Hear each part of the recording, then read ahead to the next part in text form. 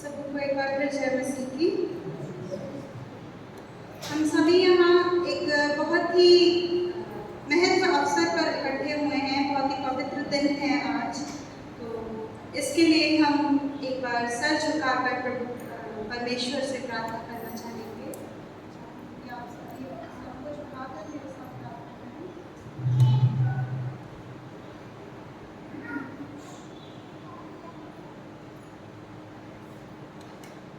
प्रभु जी, धन्यवाद देते हैं आज के सुंदर दिन के लिए जो आपने हमें दिखाया है। पिता परमेश्वर, हम धन्यवाद देते हैं हर एक व्यक्ति के लिए, उसके जीवन के लिए जो यहाँ पर उपस्थित है। हम धन्यवाद देते हैं कि आपने हमें इस लायक समझा कि हम आज आपके भवन में इकट्ठे होकर आपकी स्तुति आराधना कर सकें, आपके नाम की जय जयकार कर सकें। प्रभु, हमें ये मौका प्रदान करने के लिए हम आपको धन्यवाद देना चाहते हैं।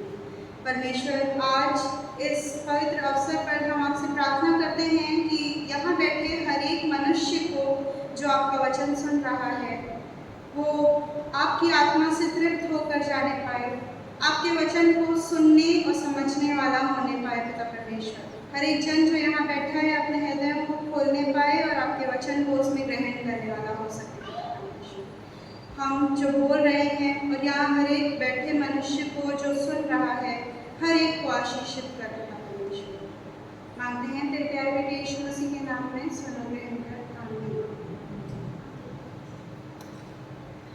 इस वक्त मैं सबसे पहले चाहूँगी कि आप सब मेरे साथ नए नियम से निकाल लें पहला पत्रस, उसका 5वां अध्याय और 6ठा पद। यहाँ पर संत पत्रस हमसे इस प्रकार से लिखते हैं, हमें ये बताते हैं कि इसलिए परमेश्वर के बलवंत हाथ के नीचे दीनता से रहो, जिससे वो तुम्हें उचित समय पर बढ़ाए। यहाँ पर एक शब्द का प्रयोग किया गया है, दीनता। दीनता या नम्रता, आज हम इसी शब्द पर मिलकर विचार करेंगे। इस शब्द का अर्थ इंग्लिश में ह्यूमिलिटी है, इसे हम ह्यूमिलिटी कहते हैं। ये हम सब ने अपने जीवनों में कई बार सुना होगा, परमेश्वर के वचन में भी कई बार दीनता शब्द का प्रयोग हुआ है। हम सब इसका मतलब भूल जाते हैं। अपनी जो भी रोज़मर्रा की ज़िंदगी है उसमें हम विलीन हो जाते हैं और इस शब्द का अर्थ भूल जाते हैं, हम इसे जीना भूल जाते हैं। प्रवचन में सुनते हैं और घर जाकर हम वही करते हैं जो हमारी रोज़ की ज़िंदगी है। इस शब्द दीनता का अर्थ हम मसीहियों के लिए, हम सब जो यहाँ बैठे हैं अपने आप को मसीही कहते हैं, हमारे लिए इसका अर्थ क्या है? इसका अर्थ है कि हम अपने आप को परमेश्वर के सामने झुकाएं। परमेश्वर के सामने झुकाना, यही है दीनता।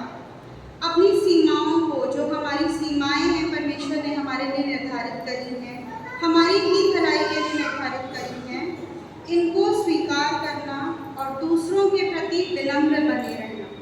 दूसरे जो परमेश्वर के प्रियजन हैं, हमारे मित्र हैं, हमारे जान पहचान के सारे लोग हैं, उन सबों के प्रति विनम्र बने रहना।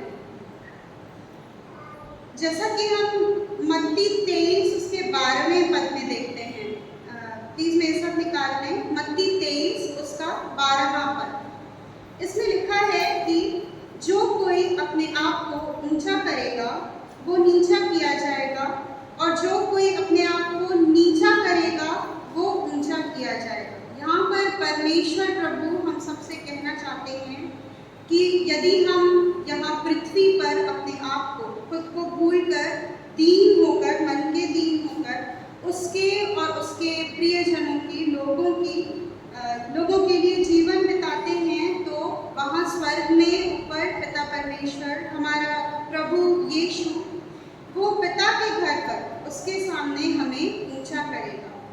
ये हमारे परमेश्वर का वादा है हम सबों से, ये परमेश्वर का वादा है। हम एक बार फिर से पत्रस की पहली पत्री पर आए। जो वचन हमने पढ़ा था पत्रस 5 उसका 5वां अध्याय उसका 6ठा पद हमने पढ़ा था। उसके पहले 5वें पद में लिखा है कि ये हे नवयुवक,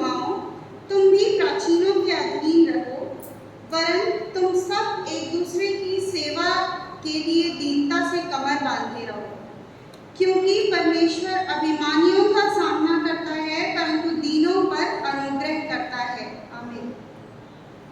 आज हम सब यूथ संडे मना रहे हैं। हमारी कलीसिया के जो यूथ हैं, नवयुवा हैं, उन सबों को हम सेलिब्रेट कर रहे हैं। उन सबों को एक मौका दिया गया है, हम सबों को, भाई बहनों को एक मौका दिया गया है कि हम परमेश्वर की सेवा के लिए उपस्थित हो सके, उसके लिए कुछ कर सकें। तो यहाँ इकट्ठा हुए सारे युवाओं के लिए ये वचन मैं एक बार फिर से बोलती हूँ कि बहुत ही लाभदायक है। तो इसे कृपया बहुत ही ध्यान से सुने और समझने की कोशिश करें कि प्रभु हमसे क्या कहते हैं। हम यहाँ देखते हैं कि ये वचन खास कर नवयुवाओं, जो हमारी कलीसियाओं का यूथ है, उनसे कहता है कि सभी अपने प्राचीनों के अधीन रहें। यहाँ प्राचीनों की बात हुई है। हमारे सारे बड़े जो हमारे चर्च में उपस्थित हैं, जो हमारे घरों पर हैं, हमारे सारे एल्डर्स, हमारे सारे बड़े जो हमें गाइड कर सकते हैं, हमारे प्रीस्ट, हमारे पादरी अंकल,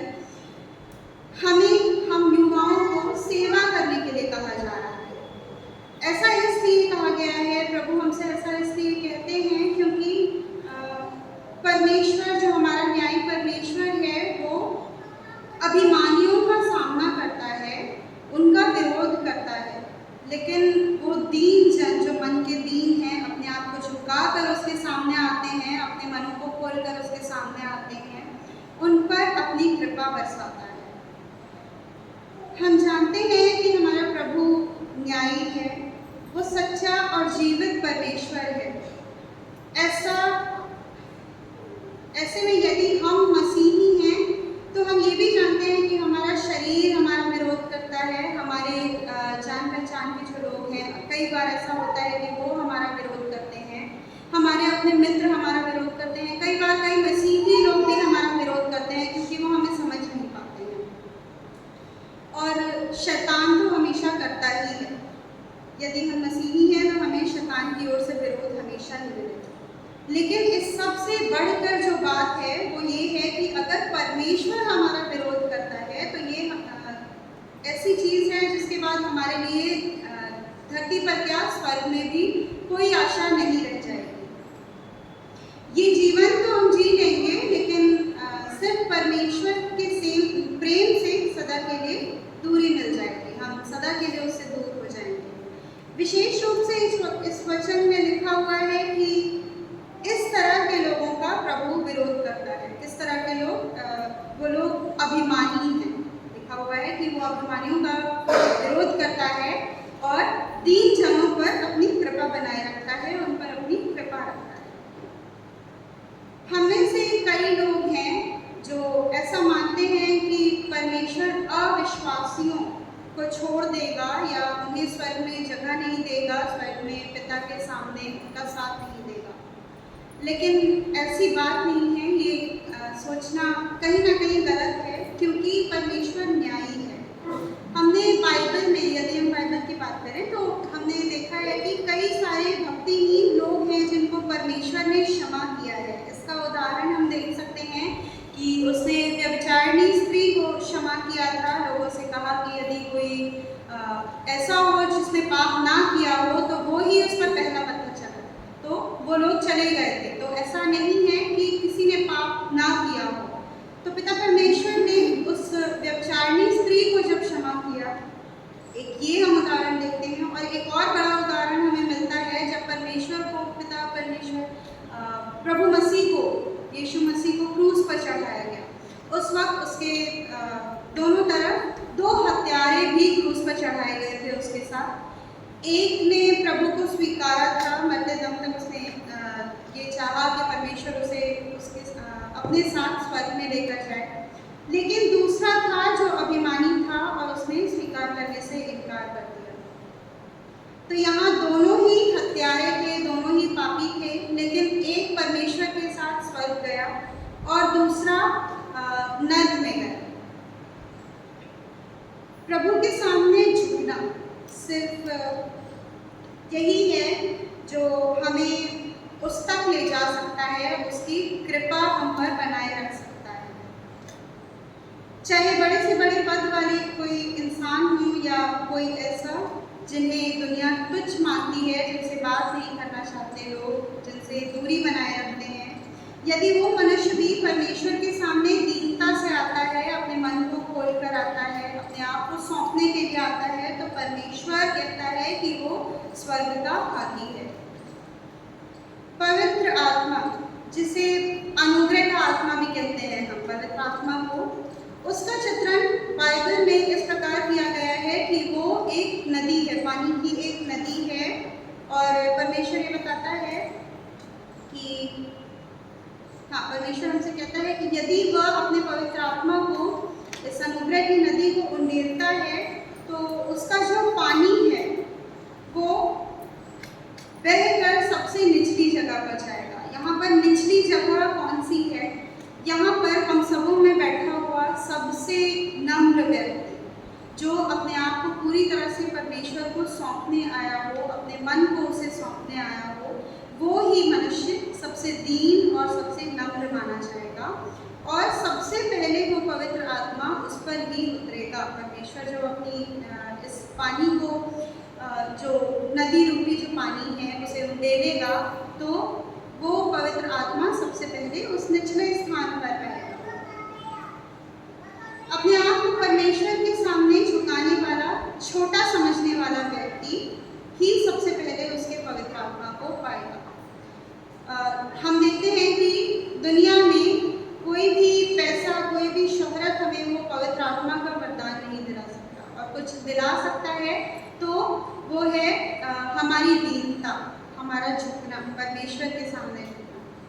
हमें सिर्फ परमेश्वर के आगे झुकना है और दीनता से उसके लोगों की सेवा करनी है, क्योंकि हर एक जन जिसे उसने बनाया है, हर एक मनुष्य उसके लिए प्रिय है और वो यही चाहता है कि हम सब मिलकर एक दूसरे की सेवा करें।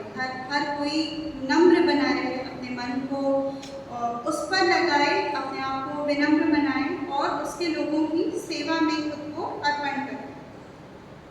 इसके बाद हमें ज़रूरत ही नहीं पड़ेगी कि हम पवित्र आत्मा के लिए प्रार्थना करें कि परमेश्वर वो पवित्र आत्मा हम पर भेजे। परमेश्वर जानता है, वो हमारे मन को टटोलता है और वो देखकर ये जान जाएगा कि हम उसकी पवित्र आत्मा के योग्य हैं और वो हम पर अपने पवित्र आत्मा को उंडेलेगा।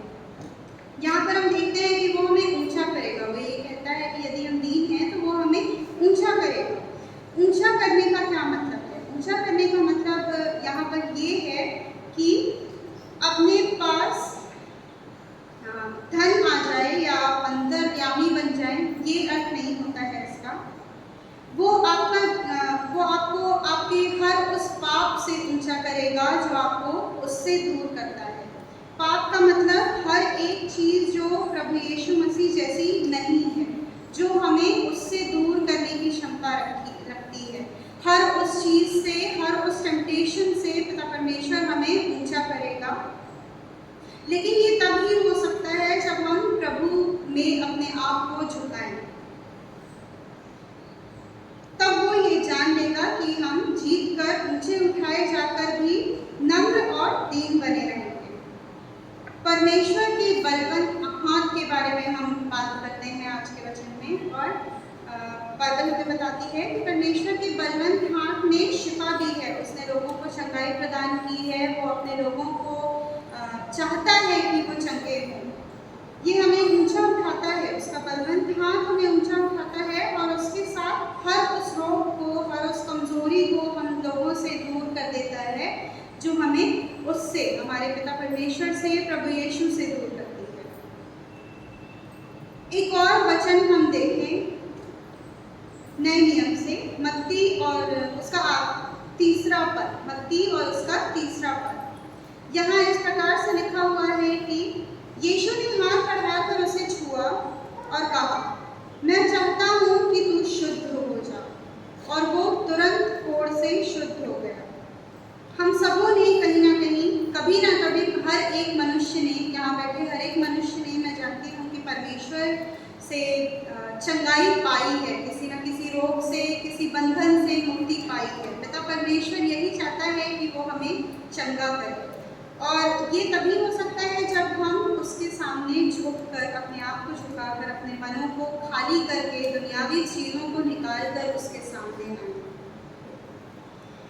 तो हम सब अपने जीवन को अपनाएं, हर एक मनुष्य से विनम्रता से व्यवहार करें और प्रभु के शक्तिशाली बलवंत हाथ के नीचे झुककर अपने आप को लाएं।